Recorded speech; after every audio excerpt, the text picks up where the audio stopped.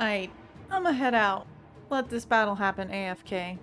I'll show you how to build Oxyotl's army so you barely have to micro anything, all while destroying the dark factions of the world and zooping right back home to your single province in this 20-turn guide to the Ghosts of Pahuax. Turn 1. Put your hero in the army and attack the enemy.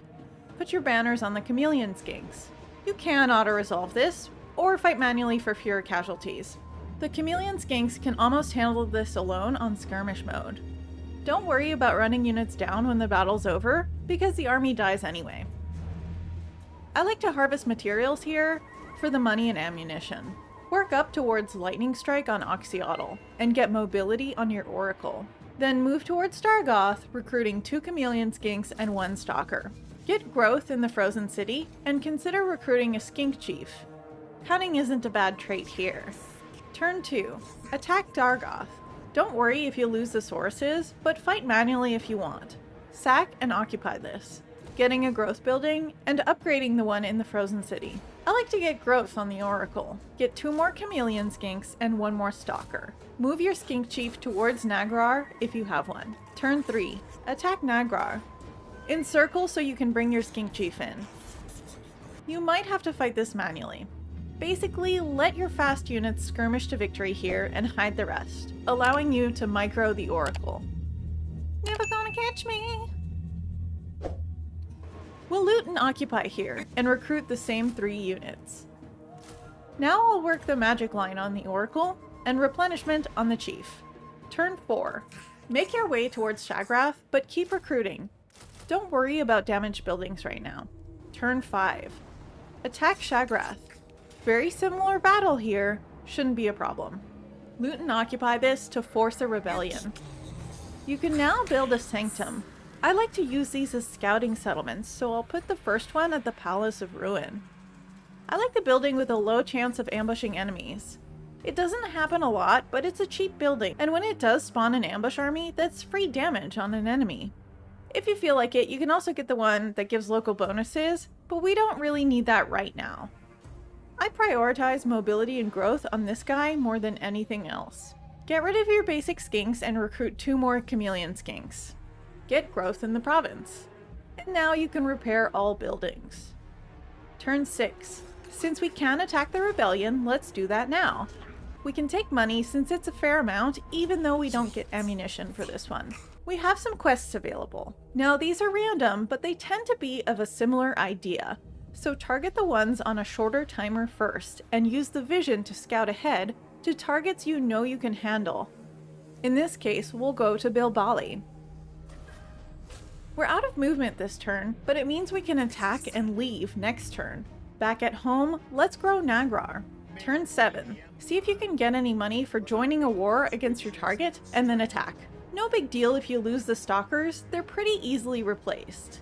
In most cases, I will sack and loot and occupy, and immediately abandon a new settlement, then travel back home to replenish. Ha ha ha, goodbye suckers! At this point, I'll stick with more chameleon skinks.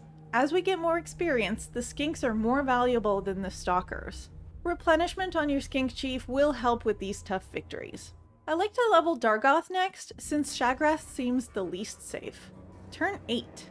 I like attack rather than defend here, but it really doesn't matter with what we have. We can see our neighbor is waiting to attack us, so our quests will be a bit delayed. We'll move closer and recruit some more, but in reinforcement range of Shagrath. We should be able to save it now, so we can upgrade it. Turn 9. Based on the balance of power, that's probably the only army Agal has, so we can ask somebody to join war with them, and destroy them before they attack us. You can go for the blowpipe now or later. It doesn't really hurt to wait, but I'll go for it now to show what happens. You can still choose when you actually go for the quest battle. I like Flock of Doom or Windblast on the Oracle, just something to do damage to groups of enemies. And now that we've done that, we can head to another quest location. Turn 10. For most of the battles, I like to hide Oxyotl and the Skink Chief, set the chameleon skinks to skirmish, and just run the Oracle around doing magic. When we're facing a slower enemy force like this, you don't need to run them down when it's a quest battle, they die automatically.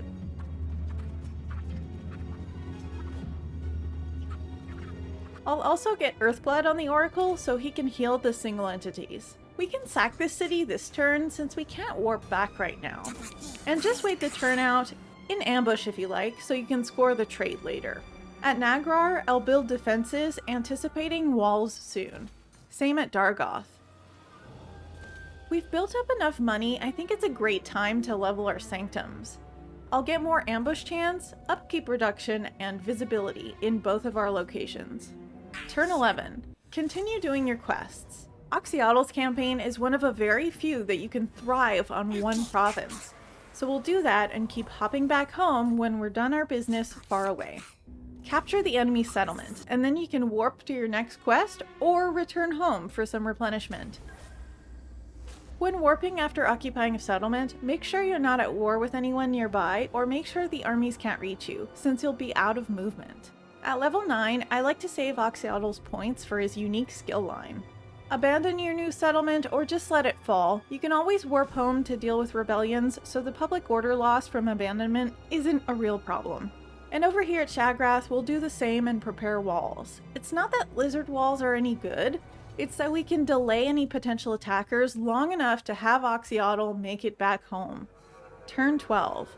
Large forces aren't a huge concern when you're faster than them. You can also use Lightning Strike for a leadership debuff.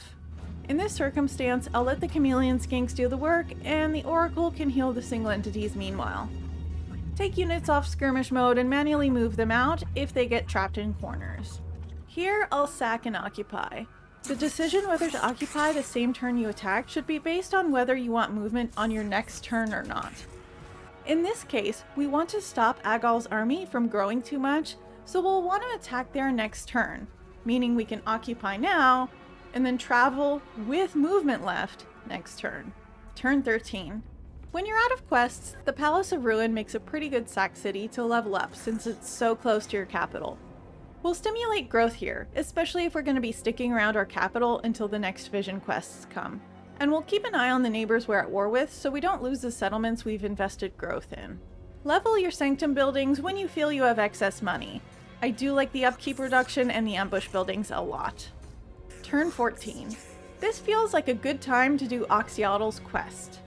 Norskins really aren't that hard to deal with, and even the wizard won't do that much damage to our loose formations.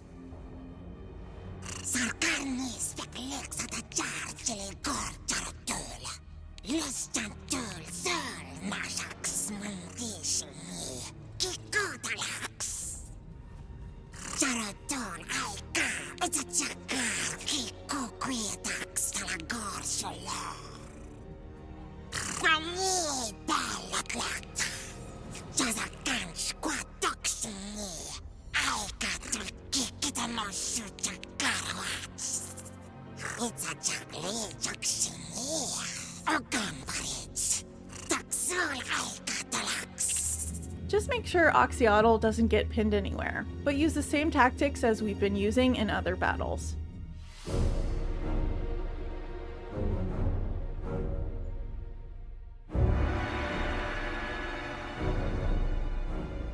That's a relatively easy battle. We did lose a chameleon unit, but that's easily replaced.